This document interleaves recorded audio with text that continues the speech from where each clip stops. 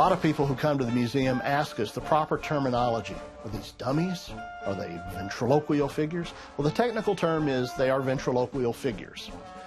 When you think of a guy with a little wooden dummy on his knee, that's a ventriloquial figure.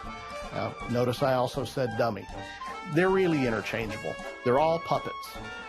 All dummies are puppets. Not all puppets are dummies, but all dummies are puppets. Vent Haven Museum is a wonder. We are solely dedicated to preserving the art of ventriloquism, anything and everything to do with ventriloquism, from props to puppets to photos to ephemera to everything. Vent Haven Museum was founded by William Shakespeare Berger, who lived from 1878 to 1972, got his first dummy in 1910, and he incorporated the museum in 1963.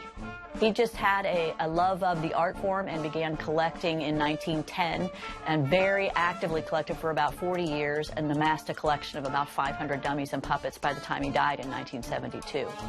W.S. Berger initially started calling this Vent Haven because Haven, of course, is a place of rest, and Vent is short for ventriloquist or ventriloquism, so it was the Vent Haven. It was the place where ventriloquists could come and hang out and where they could leave their dummies when they were gone, and they would always have a place here where they could rest. The original Vent Haven building was his garage. He converted it and eventually added on to it, and since then 3 more buildings have been added onto the property. We are closing in on 1,000 figures. We're hoping to hit that within the next year or so. We have about 980, I believe, right now, and of those, more than 850 are actually on display. When Mr. Berger started collecting, he would buy and sell and trade with people from all over the world.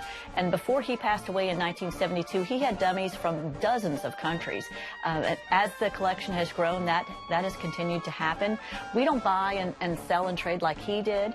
He wanted the collection to strictly grow. And so the dummies come in still from all over the world, but they're all donated today. We do not have an acquisition budget, nor did Mr. Berger want to set up the type of competition that might happen if there were budgeted item for acquisitions. We have dummies dating back to the mid-1800s, back to the Civil War era, and as recent as last year. So there's an incredibly wide range of ages, of materials. We have dummies that are made from wood, from fiberglass, from paper mache, from resins, even we have one made of steel. So just about anything you can name as far as a media, we have a dummy made in that media. When the dummies come into the collection, they have a story. Sometimes damage that they arrive with is part of their story. We have dummies that have been in fires or floods or were fallen off a stage, and they end up getting a little ding or a broken hinge or something like that, and it's part of their story. We don't want to repair that. We want to include that when we're talking about that piece. We do have dummies repaired if damage occurs to them while they're here. For instance, if a dummy were to fall out of its chair or get bumped by a tourist and it causes a problem. We rely on professional figure makers to do that work for us. I treat them as if they are pieces of artwork or if they are delicate musical instruments. I do handle them, I do know how they work, but I don't look at them as my property. I look at it as my responsibility to care for them. There's a whole display here of Jeff Dunham, some of his characters, Darcy Lynn, Jay Johnson, all the names who are still hot today. We have examples of their characters on display. Many people also remember Jimmy Nelson from the days that he was a spokesman for Nestle Chocolate. N-E-S-T-L-E-S, Nestle makes the very best chocolate.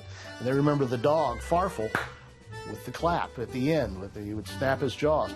We have Jimmy Nelson's Stunt Farfel here.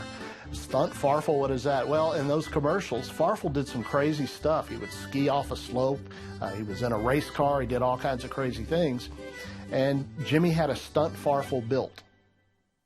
Every puppet here has its own story. Some are heart-wrenching. Some are amazing. I get emotional talking about it. There's one puppet here that has the most amazing backstory. It was carved by a German prisoner of war in a Russian prison war camp in 1942. He had been a well-known variety entertainer in Germany, and when he was captured by the Russian army, he thought to while away the hours, he'd make a little dummy to entertain his fellow prisoners. Well, he realized that the Russian soldiers also appreciated the comedy, and he actually used this puppet to get additional food rations for his fellow prisoners. So I guess I would have to say my own personal favorite is the little German head, Ruland. As I've learned about the individual pieces and been here for hundreds and hundreds of acquisitions, I have really grown to be very connected to the collection. I feel very protective of it, and I really have a lot of respect and regard for both the people who have made the dummies as well as all the ventriloquists who use them. With each tour, I don't know why the visitors are here. I don't know if they're going to know the names in ventriloquism or they're here because we're just a unique museum. They come in with some preconceived notions sometimes, but without exception, after being here for about an hour, tourists will say, I had no idea it would be this cool.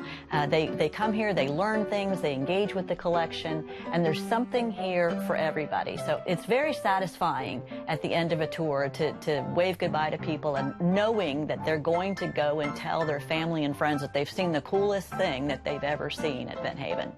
There's not a person who walks through the door of Vent Haven who doesn't look around and say, wow, this is not what I expected.